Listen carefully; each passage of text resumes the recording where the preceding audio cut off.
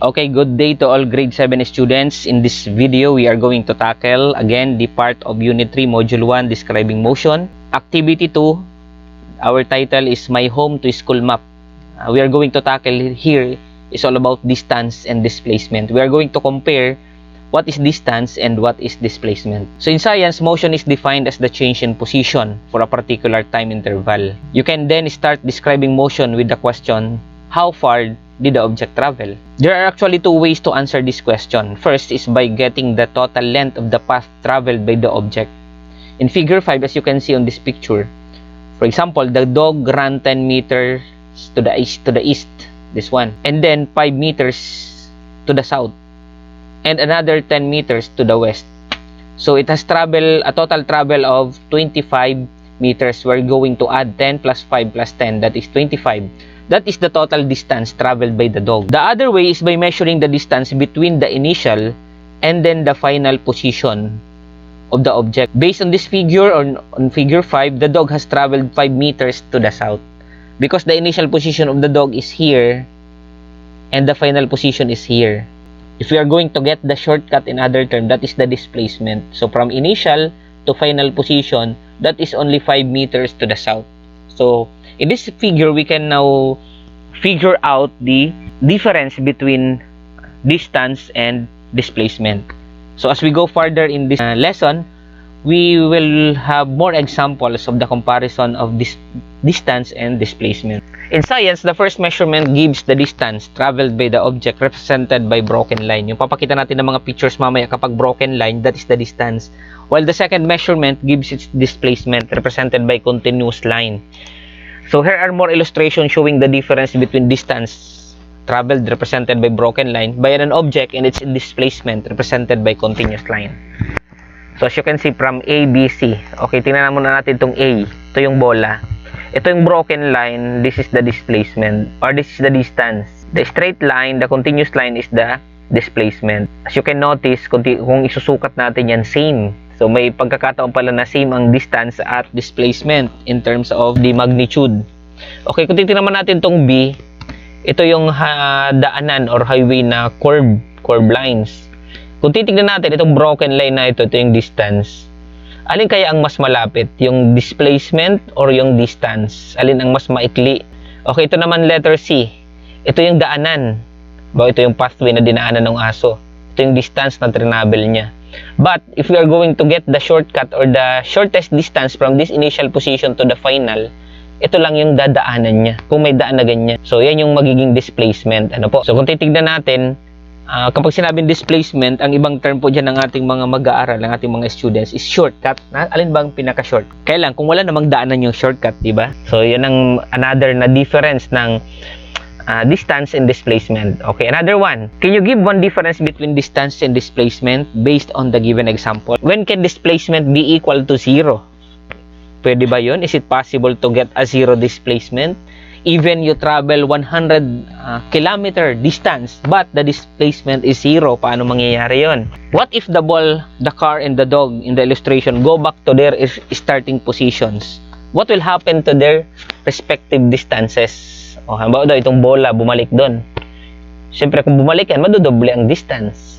Ito naman, nag-travel papunta dyan, bumalik, doble din ang distance. Same with the dog. O, how about their displacement? So, ang displacement, kung titignan natin, from original position to the final position, kung bumalik, meaning yun yung 0, ang kanyang displacement. So, if you answer these questions correctly, then you have most probably understood the difference between distance and displacement. Okay, distance refers to the length of the entire path that the object traveled. So, walang pakialam niya sa direction kung gaano kalayo yung travel niya, i-total mo yun, i-plus mo yun lahat, that is the distance. Displacement refers to the shortest distance between the object's two positions, like the distance between its point of origin and its point of destination. Halimbawa, yung initial position mo ito, nakaupo ka dito, bumalik ka dyan sa inupuan mo kahit pag gaano kalayo ang pinuntahan mo, your displacement is 0 because your final destination is your initial position. But if you have another position other than the point of origin, you're going to compute the shortest distance from that initial to final position. Bawa itong nasa picture. Ito yung A, ito yung B. Itong daan na broken line, yan yung distance na travel mo. Naglikaw ka ng marami. Ito naman displacement is the shortest distance. Halimbawa, ito yung bahay mo, ito yung school mo. Pero may tatawirang ilog dito, walang tulay, nandito ang tulay. Dito ka dadaan sa distance na to. Malayo. Pero kung may daanan sana dyan, displacement yung shortcut.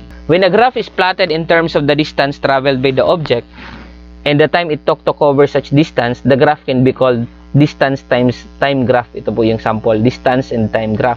Refer to the graph in figure 7. What is the displacement of the object after 2 seconds? What is its displacement from 6 seconds? O, tingnan natin. Kung ito yung time, initial, 2 seconds, ito siya. So, ang displacement niya, ilan po ang displacement? Okay, 2 meters, ito. After 6 seconds, ito na. Ilan ang displacement niya? Okay, 0 ang displacement kasi bumalik. Nag-spend siya ng 6 seconds pero bumalik siya sa position niya, the displacement is 0. Paano kung sa 2 seconds? Sa 4 seconds, nandito siya. Sa 4 seconds, ang displacement niya is 2 meters. Nandito po siya. Meaning, pagdating dito sa 2 meters, tumigil siya.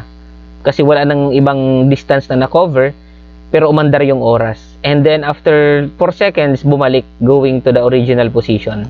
Okay, in this activity to, ang title natin is My Home to School Roadmap. Objective, in this activity, you should be able to make a roadmap that shows how you get to school from your house. So, gagawa natin ng mapa ngayon, yung travel ninyo from your house going to your school. Okay, for our procedure, devise a way to easily measure distance. Let your teacher check your non-understand measurement for precision. So, kung malapit lang yung bahay nyo sa school, wala pang 1 kilometro, gamitin natin yung meter.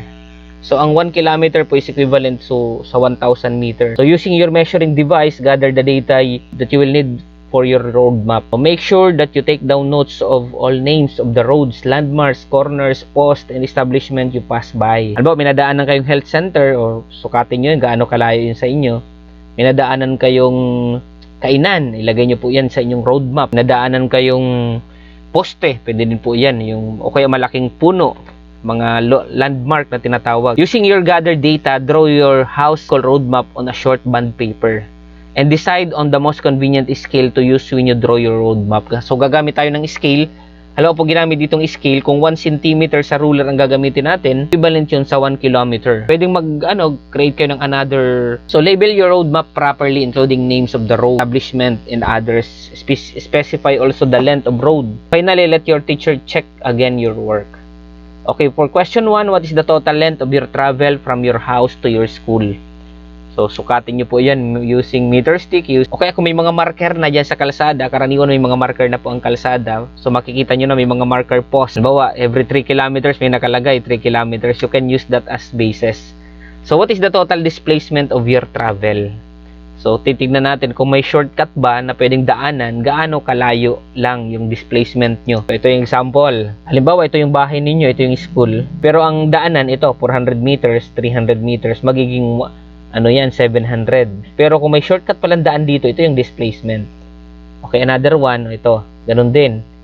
Ito yung bahay ninyo, ito yung salsada, dumaan ka dito, ito yung distance. Kaya lang, may bundok, may gubat dito na dadaanan. Ito pala yung pwede mong gawing shortcut. Yun. Kaya lang maraming nakaharang na na malalaking kahoy na hindi pwedeng madaling daanan. So, ang ginawa mo para wag kang madumihan, dito ka dumaan. O kaya may mga kalabaw pala dyan na nakaharang, kaya ayaw mong dumaan dyan.